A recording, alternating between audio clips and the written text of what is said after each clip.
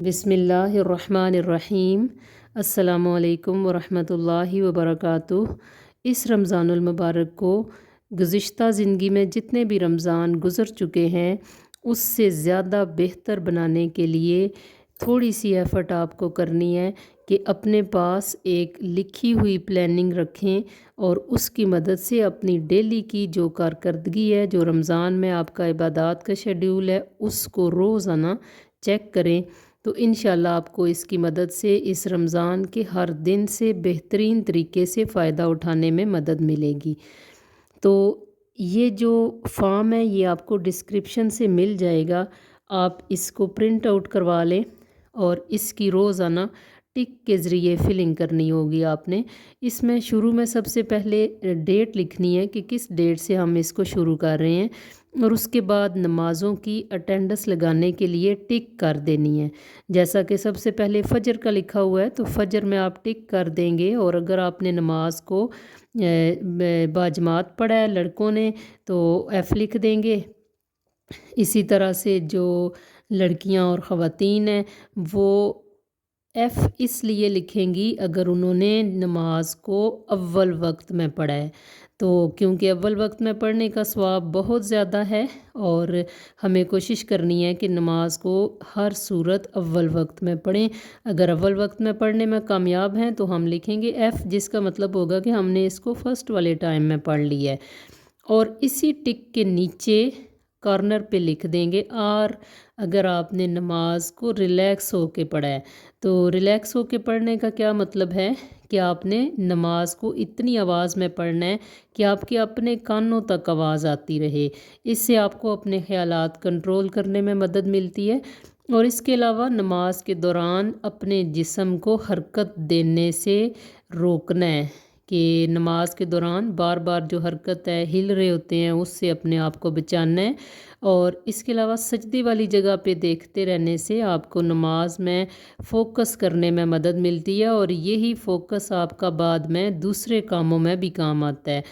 मिसाल के तौर पे कुछ लोगों को आदत होती है कि वो एक काम अगर कर रहे हैं तो उनका ध्यान जो इसके बाद काम करना है उसकी तरफ ज़्यादा होता है, इसलिए फिर वो जो काम कर रहे होते हैं उसमें उनकी ज़्यादा तवज्जो नहीं रहती। तो सजदे वाली जगह पे देखने से इंशाअल्लाह ताला आपको अपने सारे कामों में जो भी आपने करने हैं उसमें मुकम्मल तवज्जो की आदत पड़ती जाएगी। और इसके अलावा क्या करना है कि जब नमाज में सामी अल्लाह पढ़ा जाता है तो ये पूरा सामी अल्लाह खड़े होके पढ़ें और अल्लाह अकबर जब कहना है तो फिर नीचे की तरफ जाना है। इसी तरह से जो सजदा है और रुकू है, इसकी जो तस्बीहात हैं सुबहान रब्बियल अज़ीम, इसकी तादाद को क्योंकि रमज़ान में हर नेकी का अजर 70 गुना तक बढ़ा दिया जाता है, इसलिए सुबहान रब्बियल अज़ीम की तादाद को बढ़ाकर 3 की बजाय 5, 7, 9 या 11 जितना आपका टाइम है उसके मुताबिक इसको बढ़ा दिया जाए। इसी तरह से सजदे में सुबहान रब्बियल आला, इसकी मिकदार को भी 5, 7 और 11 तक बढ़ाया जा सकता है। इसके अलावा जब सजदे से बाद उठना है और उठ के बैठना है तो बिल्कुल सीधे होके बैठें और अपने जिस्म को हरकत देने से रुकने का इंतज़ार करें, यानी जिस्म एक मुकम्मल जगह पे आ जाए और उसकी हरकत ख़त्म हो जाए तो उसके बाद अगर आप मसनून दुआएं आपको याद नहीं हैं जो सजदे से उठने के बाद पढ़ी जाती हैं तो रब्बिग़फिर ली, कि अल्लाह मेरे गुनाह को माफ़ कर दे, अपनी किसी ख़ता को याद करते हुए पढ़ा जा सकता है। इसकी मिकदार 2 भी है और इससे ज़्यादा भी की जा सकती है। अगर आप जमात की सूरत में पढ़ रहे हैं तो फिर अगर नहीं इसको पढ़ सकते तो आप इसको नवाफिल में ज़रूर पढ़ें और सुन्नत अगर अदा करते हैं तो उसमें भी पढ़ें। और इसका फ़ायदा क्या होगा आपको अगर आपने रब्बिग़फिर ली पढ़ा है सजदे से उठ के, कि अल्लाह ताला आपके गुनाहों को माफ़ करेंगे और जिस बंदे के गुनाह माफ़ कर दिए जाते हैं अल्लाह ताला उसकी जितनी भी कामों की रुकावटें हैं, जो उसकी मुश्किलात हैं, उसको दूर कर देते हैं। यानी मुश्किलात को दूर करने का वजीफ़ा यही है कि अल्लाह ताला से अपने गुनाहों की माफ़ी मांगी जाए। اس کے بعد جب دوسرا سجدہ کیا جاتا ہے تو اس میں بھی سجدے کے بعد جب دوبارہ اٹھا جاتا ہے تو براہ راست اٹھ کے کھڑے نہ ہو جائیں، بلکہ بیٹھ کر اپنی گردن اور کمر کو برابر کر لیں اور اس کے بعد اٹھیں۔ تو یہ ایسا رکن ہے جس کو ہم جلدی میں نماز میں مس کر دیتے ہیں، اور اس کی ایک مکمل رکن کو مس کرنے سے ہماری نماز متاثر ہو جاتی ہے۔ اور انشاءاللہ اسی طرح سے آپ جب دوسری رکعت بھی پڑھیں گے تو آپ کو اپنی نماز میں سکون بھی ملے گا، اور یہ جو نماز کا سکون ہے یہ بعد میں جو مشکلات آپ کو نماز کے بعد درپیش آتی ہیں یہ اس درمیانی ٹائم میں آپ کے کام آتا ہے۔ یعنی نماز کے اندر آپ کی اتنی بہترین ٹریننگ ہو جاتی ہے اگر نماز کو آپ بہت تیزی سے نہیں پڑھتے، آرام سے پڑھتے ہیں۔ اور ایک اور طریقہ یہ ہے کہ آپ نماز کا ترجمہ ضرور یاد کریں۔ نماز کے ہر لفظ کا ترجمہ آپ کو جب پتہ ہوگا تو آپ کو نماز میں اللہ کا قرب ملے گا اور آپ کو بہترین سکون والی کیفیت ملے گی، جس سے آپ کو بعد والے جو بھی آپ کے مسائل اور حالات آنے پہ پیش آنے والے ہیں اس میں آپ کو بہت زیادہ مدد ملے گی کہ آپ اس میں بھی پرسکون رہیں گے۔ یعنی زندگی کا جو سکون ہے وہ آپ نے اپنی نماز سے حاصل کرنا ہے۔ تو جتنا جس کو زیادہ سکون چاہیے بعد والے حالات میں، اس کو چاہیے کہ وہ نماز کو زیادہ پرسکون طریقے سے ادا کرے۔ تو اس طرح سے آپ نے باقی نمازوں کی بھی اٹینڈنس لگانی ہے کہ ٹک لگا دینی ہے اگر آپ نے نماز پڑھی ہے، اور اگر آپ نے نماز نہیں پڑھی ہوئی تو ٹک نہ کریں۔ اور اس کے علاوہ ٹک کے اوپر ایف لکھ دیں کہ میں نے اول وقت میں پڑھی ہے، اور ٹک کے ساتھ نیچے آر لکھ دیں کہ میں نے ریلیکس ہو کے پڑھی ہے۔ اس کے ساتھ اس کے بعد جو پوائنٹ ہے اس میں لکھا ہوا ہے تہجد اور تراویح میں سے آپ اگر نماز ادا کریں تو اس کے ساتھ ٹک کر دیں کہ میں نے یہ نماز ادا کی ہے۔ اشراق کی نماز سورج نکلنے کے بعد ادا کی جاتی ہے، اور اس کا وقت سورج نکلنے کے 5 منٹ بعد سے شروع ہو جاتا ہے پاکستان میں۔ یہاں پر یہ میرے پاس جو اوقات ہیں اس میں 6:05 سے لے کے اس کا وقت شروع ہو جاتا ہے، اور اس کو 2 نفل ادا کیے جاتے ہیں نماز اشراق کے، جس کا ثواب آپ صلی اللہ علیہ وآلہ وسلم نے بتایا ہوا ہے کہ ایک مکمل حج اور عمرے کا ثواب ملتا ہے جو بندہ اس نماز کو ادا کرتا ہے۔ نماز ادا کرنے کا طریقہ یہ ہے کہ نماز کو باجماعت ادا کرنے کے بعد 2 نفل پڑھے جاتے ہیں، اسی جگہ پہ بیٹھا جاتا ہے باجماعت نماز ادا کرنے کے بعد یہاں تک کہ سورج نکل آتا ہے۔ اور اس سورج نکلنے سے پہلے کا جو وقت ہوگا اس میں دعائیں پڑھی جائیں گی، ذکر اذکار کیے جائیں گے، اور سب سے بہترین دعائیں وہ ہیں جو اللہ کے نبی صلی اللہ علیہ وآلہ وسلم نے پڑھی ہوئی ہیں، جو صبح و شام کی مسنون دعاؤں کے نام سے ہیں، اور ان دعاؤں کو بھی PDF میں دے دیا جائے گا، تو ان دعاؤں کے بھی پرنٹ نکلوا کے آپ ان کو پڑھ سکتے ہیں۔ تو اس دوران میں دعائیں پڑھی جا سکتی ہیں، تلاوت کی جا سکتی ہے، اور دیگر ذکر اذکار کیا جا سکتا ہے۔ اگر کوئی بندہ نماز پڑھنے کے بعد، اب خواتین جماعت سے نماز نہیں بھی پڑھتی تو وہ نماز پڑھنے کے بعد اگر ممکن ہو تو اسی جگہ پہ بیٹھیں، ممکن نہیں ہے تو اپنے ضروری کاموں کے دوران ذکر اذکار کرتی رہیں، اور جیسے ہی نماز کا ٹائم ہو تو 2 نفل نماز اشراق کے ادا کر لیں، تو اس کا ثواب ان کو مکمل حج اور عمرے کا ملے گا انشاءاللہ تعالی۔ اور اس کے بعد یہ کہ جو اس کے بعد والا کارنر ہے اس میں لکھا ہوا ہے قرآن پاک کی تلاوت کا، تو اس کے آپ 2 حصے کر لیں گے۔ اگر آپ نے تلاوت کی ہے تو ایک ٹک کر دیں، اور اگر آپ نے ترجمے کے ساتھ قرآن پاک پڑھا ہے تو ایک اور ٹک کر دیں کہ آپ نے 2 کام کیے ہیں، قرآن پاک کو دیکھ کے بھی پڑھا ہے اور قرآن پاک کو ترجمے سے بھی پڑھا ہے۔ تو یہ آپ جو بچے ہیں اسکول والے وہ براہ راست اگر کسی قرآن سے ترجمے والے قرآن سے نہیں بھی پڑھ رہے تو ان سب کے سلیبس میں آج کل قرآن پاک کی آیات ترجمے کے ساتھ موجود ہیں، تو وہ اپنے سلیبس میں سے کچھ پڑھ لیں تلاوت اور ترجمے کے ساتھ، اس سے ان کو سلیبس میں بھی آسانی ہوگی، اور انشاءاللہ ان کا یہ والا ٹارگٹ بھی پورا ہو جائے گا کہ وہ ڈیلی قرآن کو ترجمے کے ساتھ پڑھ سکیں گے۔ صبح و شام کے اذکار ہیں، یہ بھی ایک کارنر لکھا ہوا ہے، تو اس میں آپ نے آپ صلی اللہ علیہ وآلہ وسلم کی صبح اور شام کی جو مسنون دعائیں ہیں ان کو پڑھنے کا اہتمام کرنا ہے۔ اور سب سے بہترین طریقہ جو اللہ نے اپنے نبی صلی اللہ علیہ وآلہ وسلم کو سکھایا کہ دعائیں کس طرح سے پڑھی جائیں، وظائف کس طرح کیے جائیں، وہ ان مسنون دعاؤں کے اندر موجود ہے، اور ہمیں ان کو یاد کرنے کی کوشش کرنی چاہیے۔ اور جب یہ ہمارے سامنے پرنٹ شدہ موجود ہوں گے تو پھر ہماری فیملی کو بھی ہمارے ساتھ ساتھ پڑھنے کی عادت پڑے گی، اور یہ ہمیں آسانی سے روزانہ پڑھنے کی وجہ سے یاد ہو جائیں گی۔ اب اگلا جو ہے اس میں لکھا ہوا ہے دیگر، تو اس میں آپ دعا کا نمبر لکھ دیں کہ میں نے آج کون سے نمبر والی دعا یاد کر لی ہے. اگر آپ نے یاد کر لی ہے تو دیگر والی جگہ میں لکھ دیں گے کہ میں نے نمبر کون سا تھا، تو اس کو آپ لکھ دیں گے. اس کے بعد ہے حفظ والا، اس میں سیکشن آ رہا ہے جس میں قرآن لکھا ہوا ہے. تو یہاں پر قرآن پاک کی ایک آیت روزانہ زبانی یاد کرنے کی آپ نے روٹین بنانی ہے. یہ بہتر ہے سورۃ ملک اگر آپ کو یاد نہیں ہے تو سورۃ ملک کی ایک آیت روزانہ یاد کرنے کی کوشش کی جائے، اور اگلے دن پہلی آیت کو بھی ریوائز کیا جائے تاکہ وہ بھولے نہ. اور اس طرح ایک ایک آیت کرتے ہوئے آخری رمضان تک آپ 30 آیات کو مکمل کر سکیں گے اور آپ کو سورۃ ملک پوری یاد ہو جائے گی. اگر اس کی آیات آپ کو مشکل ہیں یاد کرنے میں تو آپ 30ویں سپارے کی آخری آیات ان میں سے کچھ صورتیں یاد کر لیں کہ آخری جو چھوٹی صورتیں ہیں پہلے اسی پیج پہ اس کے پچھلے حصے پہ آپ یہ نوٹ کر لیں کہ آپ کو پہلے سے کتنی چھوٹی صورتیں یاد ہیں. جو آپ کو یاد ہیں ان کے علاوہ جو یاد نہیں ہیں ان صورتوں میں سے ایک آیت کو روزانہ حفظ کرنے کی عادت ڈال دیں.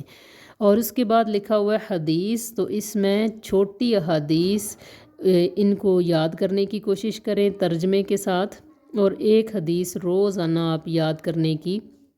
کوشش کریں تو مہینے کے آخر تک 30 احادیث آپ کو یاد ہوں گی.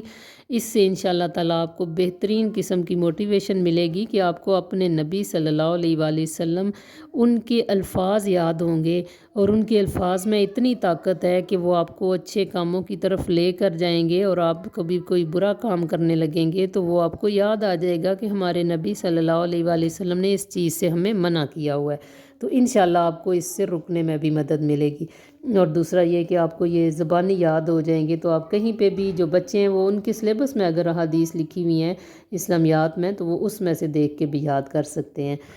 اس کے علاوہ دعا لکھا ہوا ہے کہ زبانی آپ نے ایک دعا یاد کرنی ہے. تو ایسا کریں کہ مسنون دعاؤں میں سے جو آپ کے پاس پرنٹ ہوگا اس میں سے ایک دعا روزانہ زبانی یاد کرنے کا اہتمام کر لیں، اور اپنے گھر والوں میں سے کسی کو، ساتھیوں میں سے کسی کو یہ دعا روزانہ سنا دیں. اس کے بعد صدقہ لکھا ہوا ہے. صدقے میں مالی صدقے کا اہتمام کریں کہ روزانہ کم از کم سب کو، گھر والوں کو کم از کم 10 روپے صدقہ کرنے کی عادت ڈال دی جائے. اور یہ کہ ویسے تو رمضان المبارک میں صدقہ کیا جاتا ہے لیکن اس کا اہتمام خاص طور پہ اس طرح سے روٹین وائز نہیں کیا جاتا. تو ہر روز 10 روپے کم از کم صدقہ کرنے کی کوشش کی جائے، اور اگر ایسا ممکن نہیں ہے تو اپنے پاس جو کھانا ہے، جو اپنی پلیٹ میں کھانا ہے اس میں سے کسی اور کا حصہ نکال دیا جائے، اپنے کسی عزیز رشتہ دار کا، اپنے کسی پڑوسی کا، جہاں تک آپ پہنچا سکیں اپنے حصے کے کھانے میں سے روزانہ کچھ حصہ کسی دوسرے کو دے دیا جائے.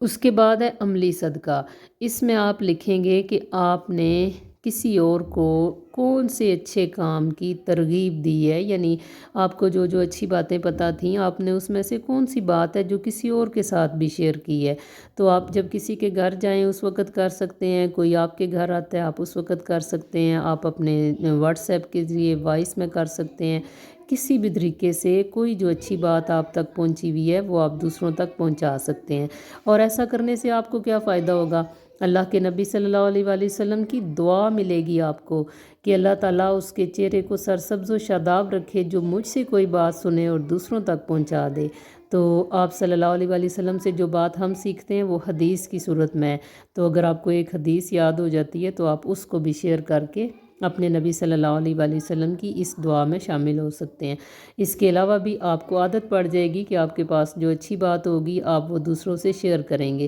تو پہلے آپ اچھی بات سیکھیں گے کہ آپ کے پاس جو حدیث ہیں یا جو آیت ہے آپ اس کو نوٹ بک پہ نوٹ کر لیں تاکہ آپ کو آسانی سے اس کو شیئر کرنے میں مدد مل سکے. اس کے بعد لکھنا ہے آپ نے کہ آج کے دن کی خاص دعا کون سی ہے جو آپ نے پورے یقین کے ساتھ اللہ سے مانگی ہے کہ اللہ اس کو ضرور قبول کر لیں گے. تو آپ اس دعا کو چاہے تو لکھ دیں، تھوڑا سا اس کا دعا کا ایک لفظ لکھ دیں، یا انگلش میں اس کا کوئی ایک کیپٹل لکھ دیں، یا اردو میں سے کوئی لکھ دیں کہ آپ نے کون سی خاص دعا ہے جو آپ نے اللہ پہ مکمل یقین کرتے ہوئے مانگی ہے کہ یہ ضرور پوری ہو جائے گی. تو اس طرح سے یہ جو فارم ہے آپ کے سامنے یہ 15 دن کا ہے، تو انشاءاللہ 30 دن کے اندر اندر آپ میں دعاؤں کی قبولیت کے ذریعے اللہ پر یقین بھی بڑھے گا، اور اس یقین کی وجہ سے آپ کی دعاؤں میں اللہ تعالیٰ قبولیت کا درجہ بھی پیدا کر دیں گے کہ دعا تو ہم روزہ نہیں مانگتے ہیں، لیکن اگر ہمیں اللہ پہ یقین کرنے کی عادت زیادہ ہو جائے گی، ہمیں پھر اپنی ٹک بھی نظر آ رہی ہوگی کہ ہاں میں نے جو دعا مانگی ہے اس میں مجھے اللہ پہ پورا یقین تھا کہ اللہ نے قبول کر لی ہے، تو انشاءاللہ تعالیٰ پھر ہمیں یقین بھی بڑھے گا اور اللہ تعالیٰ ہمارے اس یقین میں اور زیادہ اضافہ کریں گے ہماری دعاؤں کو قبول کر کے انشاءاللہ تعالیٰ۔ اس کے بعد لکھنا ہے آج کی کون سی خاص نیکی ہے جو میں پہلے نہیں کر رہی لیکن رمضان المبارک کی وجہ سے میں اس نیکی کو کرتی ہوں، بھئی میں نے آج کر لی ہے، میں اس میں کامیاب ہوئی ہوں۔ یہ آپ نے اپنے ارد گرد موقع دیکھنا ہے کہ آپ کو کون سی نیکی کا موقع اللہ نے دی ہے اور آپ نے وہ نیکی کر لی ہے، تو آپ کوئی بھی نیک کام جو آپ نے رمضان المبارک کے حوالے سے کیا ہے کہ مجھے اس میں زیادہ اجر ملنے والا ہے، تو ظاہر ہے نیک کام کوئی بھی ہو تو وہ آسان نہیں ہوتا، تو آپ مشکلات کے باوجود اگر نیکی کرنے میں کامیاب ہیں تو آپ وہ یہاں پہ مینشن کر سکتے ہیں کہ میں نے یہ نیک کام کیا ہے۔ خاص طور پہ یہ بھی لکھا جا سکتا ہے کہ کسی دن تھکاوٹ کی وجہ سے 5 نمازوں میں سے کون سی نماز ہے، وہاں پہ آپ اس کو نیکی کے طور پہ لکھ سکتے ہیں کہ کون سی ایسی نماز ہے جو میرے لیے بہت مشکل ہو رہی تھی پڑھنے میں لیکن میں نے اس کے باوجود اس کو پڑھ لی ہے، کیونکہ ہماری جتنی بھی ہم فرض نمازیں ادا کریں گے ان میں سب سے زیادہ تکلیف کی حالت میں اور زیادہ تھکاوٹ کی حالت میں یا زیادہ خوشی والی مصروفیت کے باوجود اگر ہم نے کوئی نماز ادا کر لی ہے تو باقی چاروں نمازوں سے اس نماز کا درجہ بھی بڑھ جائے گا، یعنی وہ نیکی ایسی ہوگی جو دوسری نیکیوں پہ سبقت لے جائے گی، اس لیے اس نیکی کا بھی یہاں پہ ذکر کیا جا سکتا ہے۔ اس کے علاوہ آپ دیکھ لیں کہ آپ کے ارد گرد کس طرح کے حالات ہیں اور آپ کو کون سی نیکی کا موقع مل رہا ہے، آپ وہ یہاں پہ لکھ دیتے ہیں۔ اس کے بعد لکھنا ہے کہ مجھے کون سی ایسی بری عادت ہے جو میں روٹین میں کر رہی ہوں لیکن میں نے آج اس کو نہیں کیا، تو اس آج کے دن اگر آپ کوئی بھی گناہ کوئی بری عادت جس کو چھوڑنے میں کامیاب ہوئے ہیں بالکل ایک دن کے لیے،